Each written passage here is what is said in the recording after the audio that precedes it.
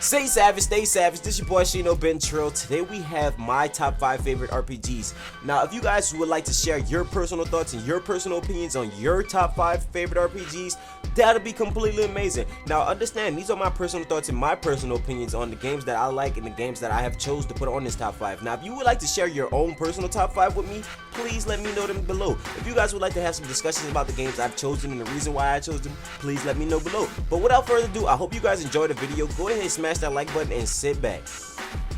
Alright guys, so today we're gonna kick off that top 5, and with that being said, number 5 on my list is none other than Skyrim. Now, I know a lot of people are probably gonna be like, yo, Shino, why is Skyrim on the list and it's like number 5? Because you know, a lot of people like Skyrim. Skyrim was like one of the biggest RPG games to ever come out. Like, I'm talking about you have to take like 30 minutes to an hour to cross the whole entire map without fast traveling. That's pretty fucking insane. But the reason why they're putting Skyrim so high up on the pedestal, because my personal opinion is that I don't really care for medieval games, but I do enjoy the fact that, you know, you get to take on dragons and you get to take on a lot of different beasts, and you get to choose if you want to walk down a good path, you get to walk down a bad path. It's kind of like Fable, almost if you like controlling your own nature and controlling your own existence and being, and as that character, you know, you get to lead your own destiny which way you want to do. Now, with that being said, in Skyrim you'll get distracted so many times to the point where you'll just be like, okay, where was the main quest? Wow, 30 in-game minutes that way? Holy shit. Because I ain't gonna lie, I'm a fan of seeing that moose. When I saw that moose, I wanted to chase that moose. So that's the reason why Skyrim is number 5 on my list. I can't really give you guys a better reason why it's number 5. I just don't really care for the medieval style games. But at the same time, I do appreciate the value and the work and the effort they put into the graphics are insane, because for the longest time, Skyrim was that one game that nobody could run at like 4K resolution on their computer, and I was just like, oh, it's fucking god tier. Like, nobody I know can run in ultra settings. Not back then, but now, yeah. So, yeah, that earns it a solid number 5. And let's go to number 4. Alright, guys. Coming in at number 4 is none other than Fable 2. Now, if you guys watched the first part of the video, I kind of hinted to what was coming next. Now, Fable 2 is pretty much like a Skyrim, but it's not as big as Skyrim, and you pretty much don't have to fight dragons. But you get to fight trolls, you get to fight banshees, you get to fight dead shit, and you get to travel throughout this world, basically finding your destiny, finding yourself in who you are, creating your own path. As if you were in Skyrim, you could be good or evil, you could have a wife, you could have a bunch of kids, you could have more than one wife, you could have a whole bunch of property, you can have a whole bunch of power, you can donate to the church, you can be a priest, you can be a demon. It's like so much you can do in Fable. Fable has really, like, I think paved the way for RPGs itself, like even back to the original Fable. Now, I say Fable 2 is my favorite the most, because like you get to buy the whole town, you know, and I feel like it was the longest Fable game that they created, because Fable 3 was a little bit short, and then Fable 1, you know, it's kind of old and is, you know, it's kind of obsolete when it comes to the development of RPGs for my time generation. You know, Fable 1 was decent for when I was like, you know, what, 8, 9, versus now, you know, because playing Fable now, it's like people wouldn't really want to play the Fable 1 unless it was remastered, which they did a few times. Now, with that being said, Fable, it also brought a lot of different uniqueness to RPGs by, you know, getting to have your own family when you go to certain towns. And I thought that was hilarious, because if you go to a certain town and you come back to a different town and you travel with your wife, and your other wife saw you with a different woman, she beat your ass. So that was another reason why I enjoyed Fable a lot. But, you know, overall, the character development and the story is really, really good, and I feel as though, you know, Fable has one of those heartwarming stories that you can just continue to build off of, and you continue to thrive off of it, and it kind of affected me as a person. So if you guys have not already, check out Fable 2. I highly recommend it. So we're gonna go ahead to number 3. Coming in at lovely number 3, we have the beast of RPGs when it comes to detective, investigating, high school romance, and a whole bunch of other shit. Now, you guys might not know, but I really enjoy Persona series. The Persona series is a really good series. The Shinigami Tensei, I always say this shit wrong as fuck because I butcher pronunciations, but don't judge me. But legit, Persona 4 Golden is one of my favorite Personas, because, you know, you get to find out the reason why, you know, people are starting to die off, and you kind of just evolved in this mystery. This is why people are being found hung from like power lines, being wrapped up and hit by cars, cars and like these odd murders that happen just completely out of the blue, and it's like, what is going on? Now, if you guys don't know, Persona 4 is basically a game where you can go inside the TV, like you go inside the TV. And you pretty much go and conquer your own alter self. Like, say I go in there and I have a lot of doubt. A monster will form because of my doubt. If I can't face my doubt and like accept that I have that in my heart, or I have those emotions against me, then the monster will consume me and I will die in the real world. Now, if I face it, then the monster becomes my persona, which gives me a unique ability, aka my power to get ready to take on a lot of different other people's personas and a lot of different other monsters. That way we can, you know, progress to the story. Now, like I said, RPG, it got some romance in there, bro, because dude, Yu Nakamura got like a whole bunch of females. He got a whole bucket list. But at the same time, you know, there's a whole lot of other stuff to the game as well, because, you know, you get to go to like these little ramen shops, you get to go to like the flower shops, you get to visit the gas station, you get to work with your uncle, who's actually the police detective, trying to solve the mystery, and you're pretty much helping him, but he doesn't realize you're helping him because you're so involved as a teenager in your high school activities that he doesn't see what's happening. But you and your friends start plotting on how you guys gonna basically save the day and help everybody else. Now, if you guys don't know, this is also an anime. I think it's a pretty decent anime. I mean, at the same time, I think I enjoy the game a little bit more than the anime because it's the game. The game is always lit. You know, the anime, it's alright, but it's not the game. It's not the game.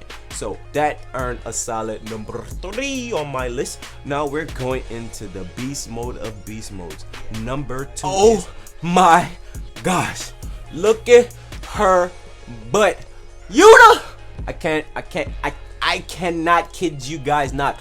Final Fantasy X is my number 2 because that motherfucker is lit as hell. Like, Final Fantasy X is a very, very, very, very lit Final Fantasy games. I can honestly say it's one of my favorite of all times. Now, this has like the best love story you can possibly find. It has the best broken father-son bond you can find. It has the best mentor-student bond you can find.